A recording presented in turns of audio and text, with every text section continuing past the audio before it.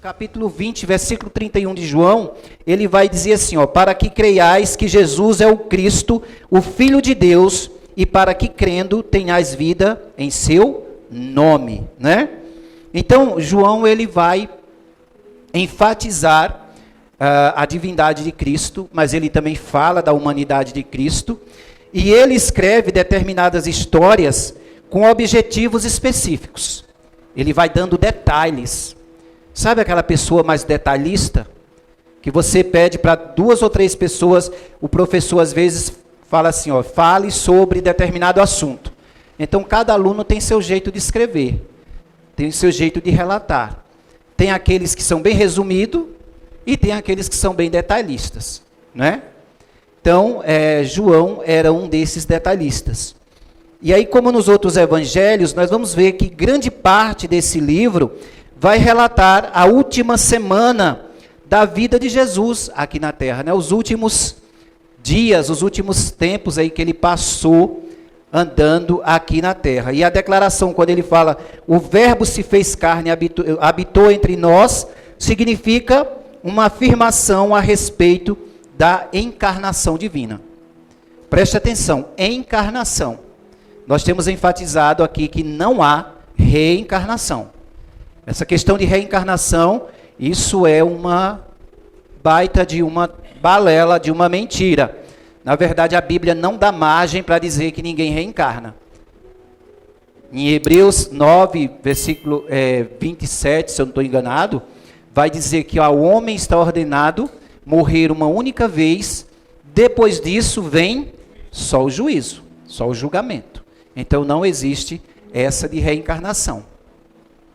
Mas aqui ele enfatiza a encarnação, ele se tornou carne. Aquilo que era profetizado pelos profetas Jeremias, Isaías, Miqueias e os demais, se tornou agora realidade. Chegou a plenitude dos tempos, como está escrito lá em Gálatas, que o apóstolo Paulo trabalhou bem esse tema, a plenitude, Jesus, aquele divino falado lá atrás, aquele que viria, agora se tornou real, se tornou realidade. Então, por mais que a nossa mente ela não consiga alcançar plenamente a profundidade de tudo isso, a verdade é que Deus foi visto em carne, habitando em nosso meio. Olha que maravilha. Você andar com Deus, andar com Jesus aqui na terra, andar com Ele em carne e osso, porque hoje nós andamos de um modo metafísico, né? A gente sente a presença, a gente ora, a gente sente que Ele está vivo, mas teve um grupo de pessoas que andou lado a lado, pegou na sua mão, né? Sentiu o seu cheiro, sentiu o perfume, né? da fragrância do seu conhecimento, sentiu a sua bondade. Eu acho, irmãos, que andar do lado de Jesus, eu fico imaginando, né? Eu acho que a vontade que a pessoa tinha era de chorar constantemente, né? Eu não sei a reação de cada adorador, mas a minha é essa, né? Quando eu sinto muito a presença de Deus, já me bate, as lágrimas já vêm. Então eu acho que era um sentimento muito gostoso, né? De você deixar a sua memória fluir aí e você imaginar. Mas, irmãos, isso pode ser vivido hoje. A gente fala, se eu tivesse andado com Jesus. Talvez, quem sabe, se nós tivéssemos andado com Jesus, não teríamos sido um daqueles indiferentes. Não é? Porque a gente crê hoje, mas não é fácil também você estar do lado de uma pessoa de carne e osso dizendo que é Deus. Você acha que é fácil? É difícil também, né? Mas a doutrina da encarnação, sem dúvida, irmãos, ela é o centro da fé cristã. Se alguém nega que Jesus veio em carne, esse tem o espírito do anticristo. Se alguém negar que Jesus é só um espírito elevado, alguém negar que Jesus é carne, que é só um espírito elevado, é o espírito do anticristo. Tome cuidado com essas filosofias.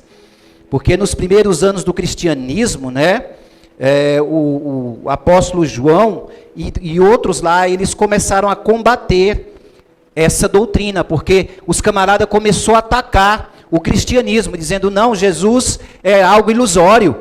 Jesus foi algo que é imaterial. Outros falavam, não, Jesus é apenas um espírito elevado, mas ele não é Deus encarnado.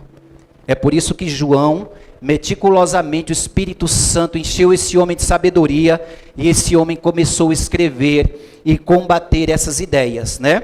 Ele fala lá em 1 João também, que é uma carta que ele escreveu, capítulo 4, versículo 3, ele vai dizer claramente assim, ó, quem não confessa que Jesus veio em carne, esse é o espírito do anticristo.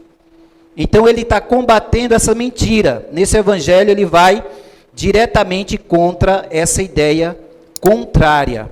E você pode observar, irmãos, tem muitos religiosos hoje que falam, né, de Jesus com um ar de misticismo. Jesus foi um espírito elevado. Sabe aquelas pessoas que acreditam na energia das pedras? Pessoas que falam, o universo me deu. Eu pedi o universo me deu. Um dia desse eu vi um TikTok, o cara falando assim, o universo só dá para quem já tem. Observe o que a Bíblia diz. Aquele que tem, lhe será dado. Mas ao que não tem, até o que não tem, lhe será tirado. Eu falei, que camarada astuto. Usando a Bíblia dentro de um contexto mentiroso para pregar essas barbaridades. Por isso que crente tem que conhecer a Bíblia. Vamos ler a Bíblia, meus irmãos. Nós já estamos em Deuteronômio capítulo 4 e 5. Não atrase. Se estiver atrasado, parta de onde você está. Para que ninguém venha te enganar com vãs filosofias. Não é? Senão, só falta a hora crente se desviar aqui e dizer, gente, não é que é mesmo? Não é? Porque Jesus falou isso mesmo. Mas ele falou para aquele que é diligente. O que é diligente vai receber mais ainda. E o que é preguiçoso, o que não corre atrás, o que não é um bom dispenseiro da multiforme graça de Cristo, até o que tem lhe será tomado. Ele fala isso dentro do contexto de quando ele distribuiu os talentos. Aquele que recebeu 10 multiplicou, 5 multiplicou, o que recebeu 2 multiplicou, e o que recebeu 1 guardou. Foi preguiçoso, não foi diligente, não procurou multiplicar o que Deus lhe deu. Isso serve para nós lembrar, não que o universo dá, lembrar que nós temos que ser diligente com aquilo que Deus dá. Se você tem um dom e você tem um talento, usa para a glória de Deus. Se você tem uma profissão que exige mais de você, se aperfeiçoa, vai se aperfeiçoar mais ainda. Nós estávamos falando isso hoje, de líderes que têm medo de perder o seu lugar na empresa, né? Em todos os lugares onde tem líder, tem aqueles líderes que têm medo de ser substituído. Ele acha que alguém vai chegar lá e tomar o seu lugar. Por que é que isso acontece? Né? Porque muitos deles sabem que está chegando uma galera nova aí, uns meninos novos aí, umas meninas capacitadas que têm inglês, e se chega numa empresa e tem um camarada que está lá liderando, mas ele não sabe falar inglês, adivinha quem é que vai entrar no lugar dele? Né? Então, por isso que nós temos que ser diligente e aperfeiçoar-se também no conhecimento aqui e em tudo aquilo que Deus nos dá. Amém? João vai dizer claramente, não, vocês estão equivocados, vocês estão enganados. Cristo não é espírito ilusório, iluminado. Ele veio em carne e osso como nós. E quando João afirma isso, irmãos, que o verbo se fez carne, ele vai dizer também que o verbo veio com um propósito, né? O propósito qual era? Anunciar a salvação. A palavra Jesus, né? Jesus significa Salvador, salvação.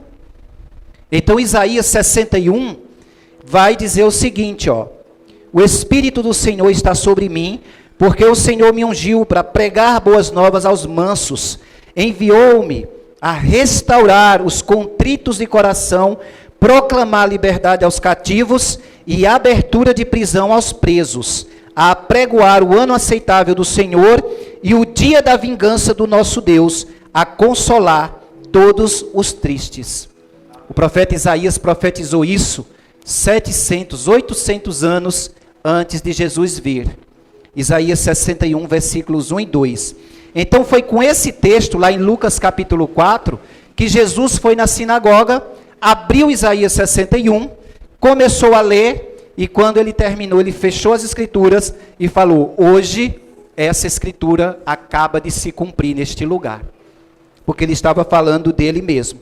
E isso gerou um ódio nos fariseus a ponto de persegui-lo, a ponto de querer tirar a sua vida. Irmãos, por que é que Jesus veio? Se pergunte isso sempre e valorize isso sempre. Jesus veio porque foi procurado na terra. Ezequiel 22:30 diz que procurou-se um homem na terra para que esse homem se colocasse na brecha, e a ninguém foi achado. Ali tem um contexto, mas esse homem na brecha, que foi capaz, o único capaz de abrir o livro, como diz João, e desatar os 7 selos, foi essa pessoa, esse ser divino chamado Jesus Cristo. Ele que veio para se colocar na brecha, ele que veio para, com sua morte substitutiva, para que pagasse o nosso pecado. Porque nós estávamos condenados ao inferno. Mas ele veio em forma humana, não é? Foi justamente por não ter encontrado ninguém que Deus se fez carne. E alguém poderia perguntar, mas como foi que o verbo se fez carne? A Bíblia vai responder. Isaías 7,14, que o pastor Davi leu também no culto passado. Fala, portanto, o mesmo Senhor vos dará um sinal. Eis que a virgem conceberá e dará à luz um filho e chamará o seu nome Emanuel, que quer dizer Deus conosco. Deus no nosso meio. E aí mais tarde, essa profecia se cumpriu. Aonde? Mateus capítulo 1, versículo 18 ao 21, né? Ali vai, abra sua Bíblia lá, não vamos deixar passar batido não. Ora, o nascimento de Jesus Cristo foi assim. Estando Maria, sua mãe, desposada com José, antes de se ajuntarem, achou-se ter concebido do Espírito Santo.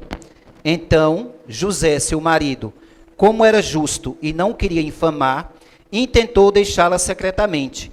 E projetando isso, eis que em sonho lhe apareceu um anjo do Senhor dizendo, José, filho de Davi, não temas receber a Maria, tua mulher, porque o que nela está gerado é do Espírito Santo. E ela dará à luz um filho, e lhe porás o nome de Jesus, porque ele salvará o seu povo dos seus pecados. Amém?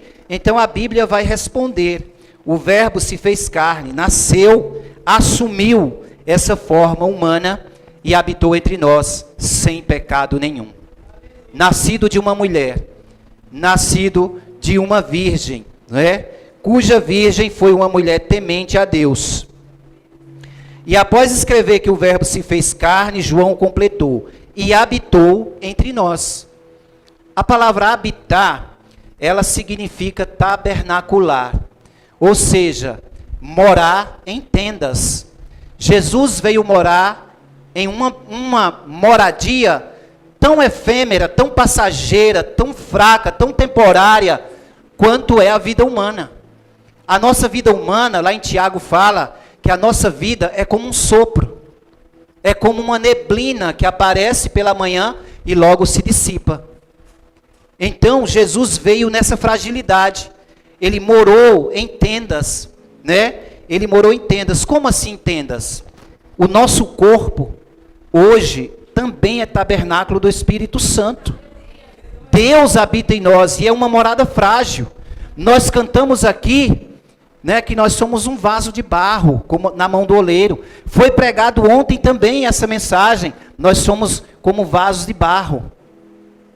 Mas o Senhor se agradou em guardar, em esconder tamanho tesouro dentro de vasos tão frágeis, dentro de pessoas tão limitadas, de pessoas tão, digamos assim, frágeis como somos nós. Então a palavra, em outras palavras, João estava afirmando que Deus habitou numa tenda. Lembra que lá no passado, a igreja de Cristo era móvel. Ela não tinha igreja fixa. Eles andavam pelo deserto, levando a tenda. Onde a nuvem parava, eles montavam a tenda. Irmãos, e eu fico pensando, gente, que obediência, que trabalheira. Porque tinha dia que a nuvem, quando ela parava, os levitas, Deus é tão organizado, que tinha a função de cada um, daqueles que levava as coisas aos ombros. E quando a nuvem parava, eles ficavam observando. Tinha dia que a tenda ficava um único dia. Imagina, a tenda chegava ali, eles montavam tudo aquilo, limpavam o suor, né, e entrava para a sua casa. A nuvem se movia. Aí eles voltavam, arrancavam tudo de novo e ia de novo pelo deserto. 40 anos nesse deserto. E morreram todos, toda aquela geração, por causa do pecado, da murmuração. Queridos, cuidado. Cuidado com o pecado de murmuração. Cuidado com as reclamações. A sua vida está boa demais. A minha vida está boa demais. Comparando com a situação precária em que aqueles homens viviam, comparando com missionários que hoje estão passando por necessidade para levar o evangelho, nós estamos de boa. Então agradece a Deus, glorifica a Deus, chega nesse lugar, levanta tuas mãos, grita, aplaude o Senhor, se derrama na presença do Senhor, abre tua boca para glorificar. Nós estamos no lucro, é tempo de glorificar a Deus. Enquanto há vida, é tempo de glorificar, é tempo de se arrepender. Acho que eu falei para vocês outro dia aqui, de um colega de trabalho, né? Que ele é gay. E ele chegou para mim e falou assim, ai Henrique, será que eu sou salvo? Aí a colega de trabalho falou assim, não Henrique, não prega a Bíblia para esse aí não, porque esse aí já está perdido. Para esse aí não tem jeito não. Aí eu bati no ombro dele, eu falei, tem sim, tem jeito sim. Enquanto você for vivo, tem esperança para você. Ele falou, ai, só você que me entende nessa escola. Ai, Jesus, mas a gente brinca, mas é sério, né? A gente tem dó, porque tem muitas pessoas dentro desse contexto, sem conhecer quem é Jesus. Sabe, irmãos, quando a gente se depara com essa realidade, quem é Jesus, quando a gente se depara com essa realidade de que um dia vai acontecer dele voltar e nos levar para uma morada fixa, eterna, que não é passageira, um lugar de glória, onde não haverá choro, onde não haverá dor, onde as lágrimas não cairão mais. Quando você lembra disso, você se alegra. Mas quando você olha para o mundo, cada um acreditando na sua verdade, cada um acreditando no que quer, pessoas menosprezando o evangelho, será que isso não faz o nosso coração gemer? Será que isso não nos comove mais? Será que isso não mexe com nossas entranhas? Se isso não está acontecendo, nós precisamos rever o nosso modo de viver em Cristo, o nosso cristianismo. Porque é preciso esse amor, ele não pode se esfriar. Esse amor não pode se esfriar. Então os textos bíblicos que registram a vida e o ministério do Senhor Jesus, eles expressam com muita clareza que a sua encarnação foi completa, como a gente leu aqui, Isaías e em Mateus. E aí, irmãos, nós vamos ver que Jesus, ele veio e ele experimentou tudo o que nós experimentamos aqui, mas sem pecado, é claro. Se você for ler ali João capítulo 4, quando ele conversou com a mulher samaritana, diz que Jesus passou ali, ele se sentiu cansado. Né? João capítulo 4, versículo 6. Jesus se sentiu cansado porque ele era homem. Jesus, ele não abriu mão, nós temos que entender isso. Entenda isso, Jesus, ele não abriu mão da sua divindade. Ele abriu mão de algumas prerrogativas, ou seja, de algumas áreas, alguns atributos, algumas qualidades divinas que só pertencem a Deus. Por exemplo, ele sendo humano, ele não usou a sua onisciência, que é, por exemplo, saber todas as coisas. Quando ele andou como Jesus, ele não tinha essa onisciência, a onipresença que é estar em todos os lugares ao mesmo tempo. Ele, como humano, ele só estava em um lugar a cada momento, né? Então, ele se despojou de alguns atributos, mas ele não abriu mão da sua divindade. Ele é 100% homem e 100% Deus. Jesus teve fome, quando ele teve sede, fome, ele pediu água para a mulher samaritana. Os discípulos tinham ido comprar comida, Jesus estava esperando ele chegar. Jesus sentiu tristeza, João capítulo 11, quando ele foi visitar Lázaro, que viu as irmãs de Lázaro chorando, que viu os judeus lamentando, diz que Jesus se comoveu, se mexeu, algo dentro dele se rompeu, porque ele ficou comovido com a situação daquelas pessoas. E fala que Jesus chorou, no versículo 35, ele chorou também. E Jesus teve medo, Mateus 26, sério pastor, teve, quando ele orou, e ele disse, Senhor, Pai, se possível for, passa de mim este cálice. Jesus estava com medo de enfrentar tudo que tinha pela frente. Como homem ele teve esse temor, mas ele completou, faça-se porém a tua vontade. É assim que deve ser a nossa vida. Mesmo que tenha medo, mesmo que haja insegurança na nossa vida, vamos recorrer a Cristo. E vamos dizer, Senhor, se for possível, passa de mim essa dificuldade que eu estou vivendo hoje, mas seja feita a tua vontade. Porque as dificuldades também é para aperfeiçoar a nossa vida, o nosso caráter. Então, irmãos, diferentemente de nós, ele não pecou, não teve falha nenhuma em sua vida. 2 Coríntios 5, 21 fala isso. 2 Coríntios 5, 21. Aquele que não conheceu o pecado, o fez pecado por nós, para que nele fôssemos feitos justiça de Deus. Então Jesus não conheceu o pecado, mas se fez pecado por nós. Ele pagou o preço pelo nosso pecado. É isso que ele está falando. Hebreus 4, versículo 15, um pouco mais para frente. Porque não temos um sumo sacerdote que não possa compadecer-se das nossas fraquezas, mas, porém um que como nós em tudo foi tentado, mas sem pecado. Jesus foi tentado em tudo, mas não teve. Ele não pecou. Ser tentado é uma coisa, pecar é outra. Você pode ser tentado, mas você pode resistir ao pecado. A palavra de Deus fala, sujeitai-vos, pois, a Deus, resisti ao diabo, e ele fugirá de vocês. A palavra de Deus fala também, 2 Coríntios 10, 13, 1 Coríntios 10, 13, não veio sobre vós tentação que não fosse humana, mas fiel é Deus, que não vos deixará ser tentado além do que possa suportar. Então, nós também temos esse modelo para que nós possamos resistir ao pecado. Para que nós não venhamos correr e se enfiar de cabeça no pecado, justificando que a carne é fraca, como diz a palavra de Deus, né? Mas o Espírito, Jesus fala antes, o Espírito está preparado. A carne é fraca, mas o Espírito quer se comunicar com Deus. Amém? Então, aplicando essa palavra para nós, irmãos, o que significa para nós Jesus ter se tornado carne? Significa que ele se tornou alguém que agora podia ser acessível. Alguém que podia ser tocado.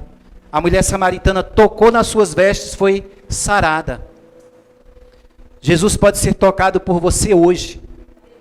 Nas suas orações, no seu modo de viver, no seu modo de agir, as suas ações. Jesus pode, você pode tocar o coração de Deus com o seu modo de viver. Com um modo que agrade o coração do Senhor. E não se trata mais, irmãos, de uma profecia apenas. Jesus se tornou palpável, né? Agora, Cristo, que era o verbo, se tornou presente. Então, irmãos, esse Deus que nós cultuamos, a quem nós servimos, a quem nós adoramos, está presente aqui nesta noite. Ele se faz no nosso meio. Nós não viemos aqui cantar para as paredes.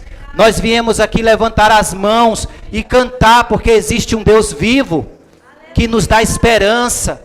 Um Deus vivo que preparou morada para nós, porque Ele voltará para nos buscar. Aleluia. Então, se você vive com essa perspectiva, você não se sentirá mais sozinho, não se sentirá mais sozinha. Se você sabe que Jesus é presente, se você sabe que Ele é vivo, por que é que nós comemoramos o Natal? Porque Ele é vivo. Do jeito que o pastor Davi falou. Por que é que as pessoas perseguem a Jesus? Porque Ele é vivo. Ninguém persegue um morto. Da mesma forma, ninguém comemora aniversário de um morto. A gente comemora o aniversário de quem está vivo. Então, irmãos, que tipo de relacionamento devemos ter com Cristo? Um relacionamento também real, né? Que Cristo possa fazer total diferença na sua vida e você e eu possamos fazer total diferença também lá fora, ou dentro da nossa casa, lá fora, na nossa comunidade, fazer essa diferença. Se a igreja é chamada corpo de Cristo, então quando as pessoas olharem para você e para mim, elas vão ver em nós Cristo, o corpo de Cristo, a pessoa de Cristo, a face de Cristo. Nós fomos criados, irmãos, para expressar esse amor, para expressar Cristo através do nosso viver, da nossa vida. Irmãos, Deus agora é alguém que nós podemos sentir, tocar, conversar. Saia daqui nesta noite sabendo disso. Isso está sendo confirmado para você hoje, porque parece que você está andando só. Parece que você anda gemendo pelos cantos e não tem ninguém que está vendo. Deus está contemplando. Deus está vendo, irmãos. João, por que foi que João escreveu esse assunto aqui, esse texto? Para combater a filosofia do tempo. Sócrates, Platão, aqueles filósofos andavam falando sobre o Logos, o que é o Logos, o que é a palavra. E João falou, a palavra se fez carne. Olha, a palavra que os filósofos estão discutindo, a palavra é esta, é Jesus Cristo. E este encarnado. Quando Jesus apareceu, João falou, eis o Cordeiro de Deus que tira o pecado do mundo. Enviaram pessoas para perguntar para João, tu és o Elias? Ele falou, não. Tu és o Cristo? Não sou. Tu és profeta? Não. João não queria título. João era profeta, mas ele disse, não sou. Não sou. Aleluia. Então, queridos, para concluir essa palavra, por isso, a importância de sabermos sobre a encarnação de Jesus significa compreender que somos capazes de viver em santidade, apesar das pressões do mundo, viver em vitória, apesar das calamidades. Nós podemos viver em vitória. Para encerrar aqui, João 14:12 diz assim, em verdade, vos asseguro que aquele que crê em mim fará também as obras que eu faço, e as outras ainda maiores fará, pois eu vou para o Pai. Amém? Querido, fica essa mensagem para nós. Jesus é vivo, Jesus é o verbo que se fez carne, e se você crê nele, você é capaz de fazer as mesmas obras. Você vai fazer obras ainda maiores, mais esplêndidas ainda, por causa da sua fé na palavra de Deus, com a sua fé no Filho de Deus, na sua fé no verbo que se fez carne. Aleluia! Por isso, meus amados, quando você lembrar do Natal, lembre-se, por que é que você está comemorando? Porque tem um Deus que te ama. Jesus nasceu como homem, para quê? Para ele sentir as minhas dores e as dores de vocês. Quando você está gemendo com a dor na alma, ele sabe o que é que você está sentindo. Quando você está passando dificuldade no casamento, ele sabe o que você está sentindo. Quando você está sentindo dificuldade para lidar com teu filho, ele já sabe o que você está passando. O que é que ele está esperando? Um posicionamento teu. Ele está esperando que você se coloque na presença dele. Que você agora conheça ele verdadeiramente. que você se relacione com Ele. Não conheça Ele mais de longe, nem só de ouvir falar. Conheça Ele de perto. O Senhor faz esse convite nesta noite. Me conheça de perto. A palavra diz, me conhecereis a verdade, e a verdade vos libertará. Te libertará da mentira, te libertará do medo, te libertará da confusão, da solidão, te libertará do pecado geral. Portanto, lembre-se que o nosso Deus é vivo, o nosso Deus está olhando por você, intercede por você. Nós temos um sumo sacerdote que ele se compadece de nós. Eu e você às vezes sentimos dó de uma pessoa, nós sentimos dó de alguém que está vivendo uma situação difícil, e na verdade nós não compreendemos, a profundidade da dor. É fácil, não é fácil, né? Mas é simples você dizer, fulano está passando por isso, está com essa doença ou com aquela doença. Mas quem está vivendo o quão terrível é. Mas Jesus sabe da sua luta interna, da sua dificuldade. Ele sabe do teu gemido, do gemido da tua alma. Amém? Glória a Deus. Aleluia.